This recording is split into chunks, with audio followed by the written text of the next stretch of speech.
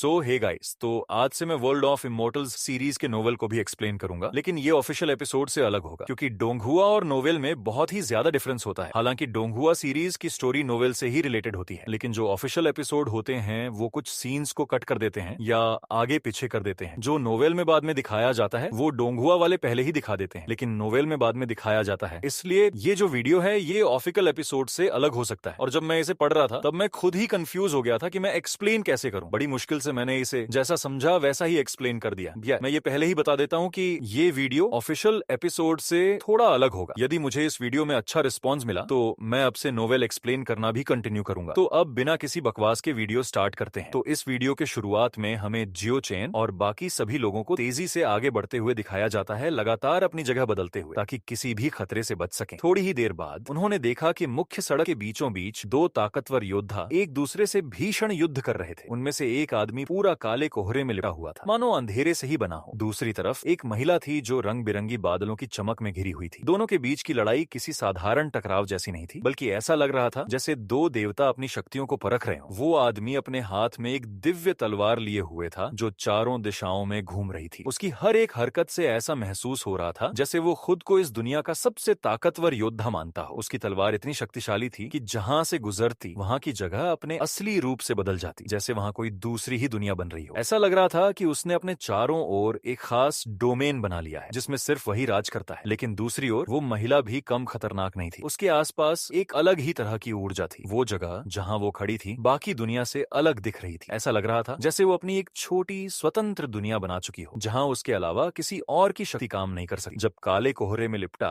वो आदमी अपनी तलवार से हमला करता तो उसकी तलवार जैसे ही महिला के पास पहुंचती उसकी गति धीमी पड़ जाती। ऐसा लग रहा था जैसे वो महिला किसी अनदेखी ताकत से अपनी रक्षा कर रही हो, जिससे दुश्मन का हर वार बेअसर होता जा रहा था। धीरे धीरे उस आदमी की अजेय ताकत कम होने लगी। जियो चेन और उसके साथी दूर खड़े ये सब देख रहे थे। किसी की भी हिम्मत नहीं हो रही थी कि इस लड़ाई में दखल दे। दोनों योद्धा अपनी अपनी शक्तियों का इस्तेमाल कर रहे थे, लेकिन ये देखना मुश्किल था कि कौन जीतेगा और कौन हारेगा। ये लड़ाई साधारण नहीं है, जुन चेन ने धीमी आवाज में कहा। हाँ, ऐसा लग रहा है जैसे दो अलग अलग दुनिया आपस में टकरा रही हो। बौद्ध हिजेन ने जिस दो लोगों को देखा था वे कोई मामूली लोग नहीं थे। वे असल में दो खतरनाक दुश्मन थे जो एंशिएंट सिटी में प्रवेश करने के बाद भी एक दूसरे से जिंदगी और मौत की लड़ाई लड़ रहे थे। चारों ओर डार्क मिस्ट और मल्टी कलर्ड क्लाउड्स छाए हुए थे, जिससे उनका असली चेहरा साफ नजर नहीं आ रहा था। वहां मौजूद लोग बस उनकी धुंधली छवि ही देख पा रहे थे। ये सच में टाइम पावर है, ये एक असली डिवाइन रूल है, लियू मू ने हैरानी और प्रशंसा से कहा। वह इतना उत्साहित था कि ऐसा लग रहा था जैसे वह उस लड़की के पास जाकर उससे सीक्रेट साइंस का आदान प्रदान करना चाहता था। तभी बिना किसी आवाज के एक घातक आभा अचानक प्रकट हुई। शाओ चेन तुरंत ही अपनी स्पिरिचुअल ब्लेड्स को एक्टिवेट कर लेता है और तेजी से पलटा। उसका बायां हाथ एक अद्भुत रोशनी से घिरा हुआ था। उसने उसी पल एक ठंडी चमक पकड़ ली। वह ब्लेड चमकदार और पारदर्शी था, मानो किसी मास्टर आर्टिस्ट की बनाई हुई कोई कला हो। यह दरअसल फ्लाइंग डैगर सेक्ट का घातक हथियार था, लिटरली फ्लाइंग डैगर। हालांकि सामने भीषण लड़ाई जारी थी, लेकिन शाओ चेन ने अपनी सतर्कता, अलर्टनेस जरा भी कम नहीं की। वह पहले से ही संभावित छिपे हमले के लिए तैयार था। उसने अपनी कलाई हल्के से झटकी और ब्लेड की घातक चमक आसमान की ओर लपकी। खून की एक तेज धार नीचे गिरी और स्काई में मौजूद एक फिगर घायल होकर पीछे हट गई। लियू मू हवा में छलांग लगाने ही वाला था, लेकिन शाओ चेन ने उसे पीछे खींच लिया। उसने गंभीर स्वर में कहा, पीछा मत करो, तुम अभी तक अपनी चोटों से पूरी तरह उबरे नहीं हो, अपने ऊपर खतरा मत आने दो। असल में व्याटन को कार्लोस ने स्काई तक पहुंचाया था। इससे साफ पता चलता है कि वे लोग तुम्हें जल्द से जल्द रास्ते से हटाना चाहते हैं, लेकिन फिलहाल तुम थोड़ा इंटरेस्ट वसूल सकते हो। इतना कहते ही मिस रू यान ने हल्की सी शरारती मुस्कान दी। फिर उसने यान क्विंगचेंग की ठोड़ी को हल्के से ऊपर उठाया और मजाकिया लहजे में कहा, अगर इस कदर बेमिसाल खूबसूरती को इंटरेस्ट के तौर पर लिया जाए तो ये काफी अच्छा सौदा होगा। अब बस ये सोचना है कि इसे भविष्य में कैसे काबू में लाया जाए। जब वे एंशिएंट सिटी सेंटर में पहुंचे तो ड्रैगन मैजिक का प्रभाव वहां पहले से ही कमजोर हो गया था। तुलनात्मक रूप से देखा जाए तो अब उनका जीवन उतने बड़े क्राइसिस में नहीं था। हालांकि उनके आसपास समय समय पर सीक्रेट अटैक्स होते रहते थे, लेकिन ये हमले ड्रैगन्स डिस्ट्रक्टिव अटैक्स जितने खतरनाक नहीं थे। लेकिन शाओ चेन को बेचैनी महसूस हो रही थी। उसका इंट्यूशन कह रहा था कि अंधेरे में कोई खतरनाक ईविल प्रेजेंस छिपी हुई है और उन्हें घूर रही है। अचानक उसने अपना सिर घुमाया। उसने देखा कि एक विशालकाय शैडो तेज गति से एंशिएंट बिल्डिंग्स के पास से गुजर रही थी। उसे हल्का हल्का अंदाजा हो रहा था कि वह कोई ह्यूमन फिगर थी, लेकिन इसका आकार सामान्य इंसानों से बहुत बड़ा था। इसकी ऊंचाई कम से कम 20 मीटर थी। लियू मू ने सामने के एक अंधेरे कोने की ओर स्पेशल एनर्जी से बना प्रकाश छोड़ दिया। तेज चमक उस जगह को रोशन कर गई और तभी एक विशाल ब्लैक कैट अचानक म्याऊ की आवाज निकालते हुए अंधेरे में गायब हो गई। इतनी बड़ी ब्लैक कैट देखना किसी के लिए भी चौंकाने वाला था। और सबसे ज्यादा डराने वाली बात बात यह थी कि उसने लियू मू के लाइट रेन अटैक को भी आसानी से चकमा दे दिया था। यह नजारा देकर सबको और भी ज्यादा शैतानी एहसास हुआ। अचानक शाओ चेन की नजर गई कि उस ब्लैक कैट की गर्दन पर स्कल्स नेकलेस बंधी हुई थी। यह बेहद रहस्यमयी और डरावना लग रहा था। एंशिएंट स्ट्रीट पर कुछ स्नो व्हाइट स्कल्स लुढ़कते हुए आए और शाओ चेन के पैरों तक आकर रुके। King Yama, king of reincarnation, और लन हुई वांग इन स्केलेटन को देखकर बहुत चिंतित हो गए। उन्होंने झट से उन्हें उड़ाने चुन्हें उठा लिया और तभी उनके जबड़ों से कच कच कच की आवाज आने लगी। जियो चेन ने अपने हाथों से खोपड़ी उठा ली और गौर से देखा। उसके माथे पर एक कमल का निशान था, जो किंग यामा और बाकी लोगों के माथे पर दिखे निशान जैसा ही था, लेकिन यह निशान अब अपनी चमक खो चुका था। बस हल्का सा चिन्ह ही बचा था। कुछ खोपड़ियां बिना किसी कारण के चकनाचूर हो गईं। उनकी सफेद हड्डियां चूर्ण बनकर नीचे गिरने लगी। ऐसा लग रहा था जैसे ये हड्डियां हजारों सालों से यहाँ पड़ी हों, मानो वे जियो चेन और बाकी लोगों को कोई चेतावनी देने की कोशिश कर रही हो। लियू मू ने किंग ऑफ रीइंकार्नेशन और बाकी लोगों को देखा। फिर वह जियो चेन की तरफ मुड़ा और गंभीरता से बोला, माथे पर कमल का निशान। इसका मतलब है कि भविष्य में यह एक मृत सॉवरेन किंग के रूप में उभर सकता है। ऐसा एग्जिस्टेंस जिससे खुद गॉड्स भी कांप उठे। मुझे लगता है कि ये खोपड़ियां किसी सच्चे सॉवरेन किंग के विनाश के बाद बची हुई हैं। जियो चेन ने एक गहरी सांस ली और कहा, this city is too mysterious and terrifying. इस अजीब जगह में कुछ ऐसा था जो इंसानों को आकर्षित करता था। जियो चेन और बाकी लोग अंदर चले गए। वे यहाँ ज्यादा समय तक रुकना नहीं चाहते थे, लेकिन उनका जिज्ञासु मन उन्हें इस एंशिएंट सिटी का पता लगाने के लिए मजबूर कर रहा था। लियू मू ने ध्यान से चारों ओर देखा और गहरी आवाज में कहा, this city is too demonic. आसमान में एक फोर्स है जो स्पेस को प्रतिबंधित कर रही है। यहाँ तक कि साइकिक मास्टर्स और मैजिक यूजर्स भी उड़ नहीं सकते। मुझे लगता है कि सिर्फ ड्रैगन्स ही इस प्रतिबंध को तोड़ सकते हैं। रास्ते में कभी कभी हेवनली सोल्जर्स और यिन सोल्जर्स दिखते थे, लेकिन वे किसी को रोक नहीं रहे थे। लेकिन जब वे अपनी ठंडी आंखों से उनकी तरफ देखते थे तो ऐसा महसूस होता था मानो वे पहले से मरे हुए लोगों को घूर रहे हों। ब्लड रिवर अचानक उनके कानों में रिवर के तेज बहाव की आवाज गूंजने लगी। इसके साथ ही हवा में एक भारी ऑरा फैल गई। हवा में ब्लड की तीखी गंध तैर रही थी। चारों ओर लाल रंग का ब्लड मिस्ट घूम रहा था और उनके सामने एक विशाल ब्लड रिवर बह रही थी। क्या यह सच में ब्लड है? जियो चेन ने अपने आप से सवाल किया। अब तक जियो चेन पूरी तरह आश्वस्त हो चुका था कि यह वही यिन कैपिटल है जहां डेड वर्ल्ड एम्परर का निवास था। ब्लड रिवर के ऊपर एक पत्थर का पुल था। ये बहुत पुराना लग रहा था और इस पर कई gods, demons, beasts and spirits की आकृतियां उकेरी गई थी, जहां पर अब तभी अचानक से कुछ डार्क स्पिरिट आ जाते हैं जिनको देखकर तो जियो चेन बिना किसी डर के आगे बढ़ा। उसका शरीर लंबा और सीधा था और जैसे जैसे वह चलता ऐसा लग रहा था जैसे वह शैडो और गुजरती डार्क सिलुएट की तरह हो, जो अपने पीछे कई धुंधली छवियां छोड़ रही हो। पहला वार उसने सीधा दुष्ट स्पिरिट की कमर पर किया। साफ था कि वह इसे 2 टुकड़ों में काट देना चाहता था। दुष्ट सोल ने तुरंत खतरा भांप लिया। उसने जियो चेन की ताकत और उसके हल्के ब्लेड की धार को महसूस कर लिया था। इस बार उसने अपने पंजों से वॉर को रोकने की कोशिश नहीं की, बल्कि तेजी से एक तरफ हट गया और उसी पल उसने अपना पंजा झटके से घुमाया और सीधा जियो चेन के दिल पर वार किया। अचानक जमीन से एक गहरी डार्क शैडो उठने लगी। इसके साथ ही हड्डियों को ठंडा कर देने वाली एक ठंडी हवा बहने लगी। एक कोने से एक विस्परिंग रेत उभर आया जो भयंकर और खतरनाक आभा बिखेर रहा था। वह हवा में हल्के से हिल रहा था, लेकिन उसमें एक अजीब डरावना एहसास था। जो भी वहां मौजूद था उनके शरीर में झुरझुरी दौड़ गई। किसी को भी यह उम्मीद नहीं थी कि यह खतरनाक फैंटम इतनी जल्दी उनके सामने फिर से आ जाएगा। उन्हें लगा था कि वे इससे छुटकारा पा चुके हैं, लेकिन अब यह उनके सामने था। जियो चेन ने हालात को समझते हुए तेजी से गली के अंधेरे में छलांग लगाई। उसके पीछे खड़े लोग भी खतरे को महसूस कर चुके थे और तुरंत खुद को छिपा लिया। यह उनकी स्पिरिचुअल इंस्टिंक्ट का एक स्वाभाविक बचाव था, एक ऐसा एहसास जो केवल गहरे स्तर की कॉन्शियसनेस से आता है। लंबी ब्लैक फिगर बिना कोई आवाज किए धीरे धीरे उनकी ओर बढ़ रही थी। केवल वह श्राउडेड कॉर्प्स जो शायद किसी मरी हुई सोल का था, ठंडी हवा में ईरी रस्टलिंग की भयानक आवाज कर रहा था। उस स्पेक्ट्रल आईज से भरी 2 गहरी मृत आंखें जियो चेन और बाकी लोगों को घूर रही थी, जैसे वह उनके एग्जिस्टेंस को निगल जाना चाहती। लेकिन जियो चेन पीछे हटने वालों में से नहीं था। उसने अपने कदम तेज किए और आगे बढ़ा। उसकी आंखें किसी तेज ब्लेड की धार की तरह चमक रही थी। उसके हाथ में पकड़ा हुआ हल्का ब्लेड अब उसकी हथेली का ही हिस्सा बन चुका था, जहां पर अब शॉ चैन अपने स्पिरिचुअल रिंग्स को भी अपने हैंड में एक्टिवेट कर चुका था। चारों ओर की रोशनी उस ब्लेड में समा रही थी और उसकी हथेली से डिवाइन लाइट निकलने लगा। ऐसा लग रहा था जैसे उसकी हथेली पारदर्शी हो गई। उसके हाथ के पिछले हिस्से पर 7 सितारों का निशान उभर आया था और उसकी हथेली पर पूर्णिमा जैसा चंद्रमा चमक रहा था। हालांकि वे सभी तेजी से आगे बढ़ रहे थे, लेकिन किसी की ताकत कम नहीं थी। जियो चेन अब यह समझ चुका था कि उनका सामना किस तरह की एंटिटी से हो रहा था। उनके चेहरे के भाव लगातार बदल रहे थे। यह कोई साधारण क्रीचर नहीं था। उसके 2 विशाल भूरे पंख थे, लेकिन उसका सिर केवल एक खोपड़ी जैसा था जिस पर सूखी चमड़ी की एक परत चिपकी हुई थी। उसकी आंखों की कोठरियां खाली थी, जैसे उसके भीतर कुछ भी जीवित नहीं था। यह कोई पतित देवदूत नहीं था, न ही कोई अर्ध दिव्य जाति। ये एक मृत एवियन एंटिटी की तरह लग रहा था, लेकिन फिर भी यह पूरी आजादी से उड़ रहा था। अचानक फैंटाज्म ने धीमी और भयानक आवाज में गुर्राहट निकाली। उसके कदम जमीन पर भारी पड़ रहे थे और हर कदम के साथ जमीन पर बड़ी बड़ी दरारें पड़ने लगी। कोई भी यह अंदाजा लगा सकता था कि वह कितने जबरदस्त दबाव में था, लेकिन जो चेन को इसकी कोई परवाह नहीं थी। उसने अपनी पकड़ और मजबूत की और अपनी आंखों में एक अलग चमक भर ली। वह इस लड़ाई को खत्म करने के लिए पूरी तरह तैयार था। शायद हजारों सालों तक यहाँ रहने के कारण वे सफेद हड्डियां लगभग सड़ चुकी थी। ठीक इसी समय उन सभी लोगों को किसी की आवाज सुनाई दी जो कि मोंकी जेन की थी। हमें बताया जाता है कि कोई नहीं बता सकता था कि वह पास्ट में शोक मना रहा था, लेकिन उसने ब्लैक मिस्ट में घिरे हुए उस मिस्टीरियस मैन को घूरते हुए कहा, सॉलिटरी सोर्ड डीमन। यहाँ पर तभी स्वॉर्ड डीमन कहने लगता है कि मैं आज तुमसे अपना पुराना हिसाब चुकाने आया छूं। जब उसने ये कहा तो मोंकी जेन शांत और स्थिर था, यहाँ तक कि वो अनप्रेसिबल रूप से इथीरियल था। ये बहुत स्पष्ट था कि बुदास इटर्नल साइकिल ने मोंकी जेन को निर्वाणा लाइक ट्रांसफॉर्मेशन पूरा करने की परमिशन दी थी। ऐसा लग रहा था जैसे उसने सचमुच एक ही दिन में कुछ समझ लिया हो। ब्लैक मिस्ट निकल गया। सॉलिटरी सोर्ड डीमन का लंबा आकार दिखाई दिया। यह एक गंभीर भाव वाला व्यक्ति था। उसे बहुत सुंदर नहीं कहा जा सकता था, लेकिन उसके पास सोर्ड लाइक डेंजरस ऑरा थी। उसका पूरा व्यक्तित्व